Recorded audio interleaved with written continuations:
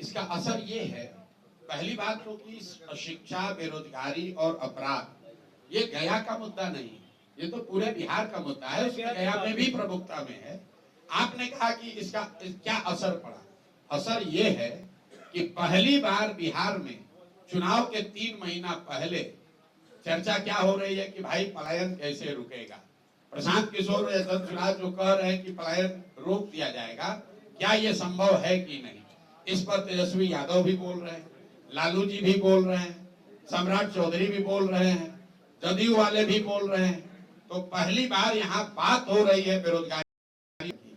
अंतर ये है कि पहले जब बात होती थी पलायन की कि भाई बहुत सारे लड़के बाहर जाते हैं, तो लालू जी, नीतीश जी जैसे लोग क्या कहते थे, आप लोग भी क्या कहते थे कि भाई बिहार का बच्चा बाहर नहीं जाएगा तो दिल्ली बॉम्बे की व्यवस्था ठप हो जाएगी।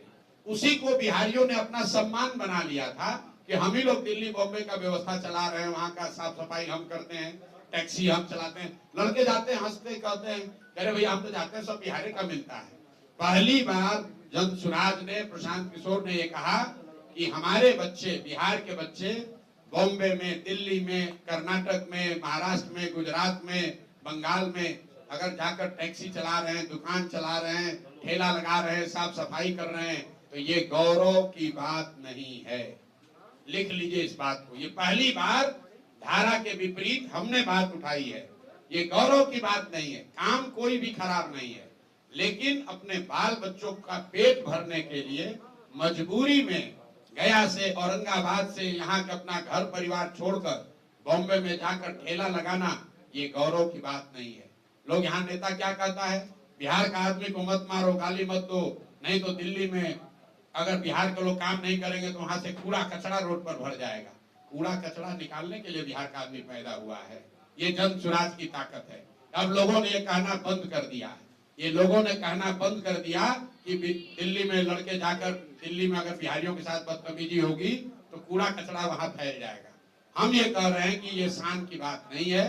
शान की बात तब होती जब बिहार के लड़के बिहार में काम कर रहे होते, हम लोग इतनी सब्जी, इतना फल यहाँ उगा रहे होते, इतना लीची आम उगा रहे होते कि बताते कि अगर बिहारी कह के गाली दोगे तो यहाँ से भेजना बंद कर देंगे, दिल्ली में तुम्हारा खाना रुक जाएगा।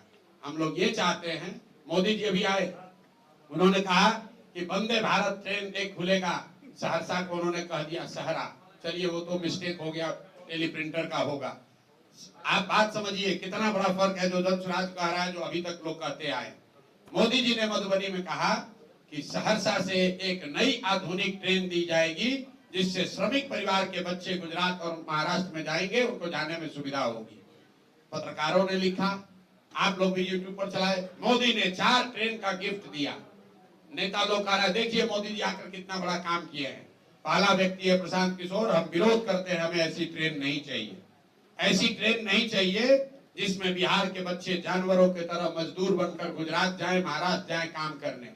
अरे आपको ये भी नहीं समझ में आ रहा है मोदी जी क्या कह रहे हैं कि श्रमिक परिवार के बच्चे, मतलब पूरा बिहार का जो बच्चा है वो श्रमिक परिवार है, और वो श्रमिक परिवार के आपके बच्चों को गुजरात में जाकर नौकरी मजदूरी करने के लिए आपको ट्रेन दे रहे हैं। आप जितने पत्रकार बंधु लोग हैं जरा जाकर मोदी जी का स्पीच देखिए। अगर मोदी जी में दम है तो यही बात जाके गुजरात में कह दें कि गुजरात में एक नई ट्रेन चलेगी जिस पर गुजरात के श्रमिक परिवार के लोग महाराष्ट्र, तमिलनाडु में, दिल्ली में जाएंगे काम करने। वो कह सकते हैं ये बात, ये सिर्फ बिहार में कहा जा सकता है। और बिहार के लोग इतना, हम लोग की चेतना मर गई है कि हम लोग इसको विकास मान रहे हैं, हम लोग इस पर ताली बजा रहे हैं। भैया ट्रेन चाहिए, लेकिन वैसी ट्रेन चाहिए जिसमें हम लोग यहाँ से बिजनेस व्यापार करें। वैसी ट्रेन चाहिए जहां से चीनी, सीमेंट, छड़ यहाँ से बनाकर भेजा जाए। वो ट्रेन बिहार के लोगों को नहीं चाहिए जिस पर हम लोग के बच्चे मजदूर बनकर गुजरात और महाराष्ट्र के फैक्ट्रियों में जाकर अपनी जवानी बर्बाद करें। ये फर्क है जन सुराज का और दूसरे दल का। Sir paper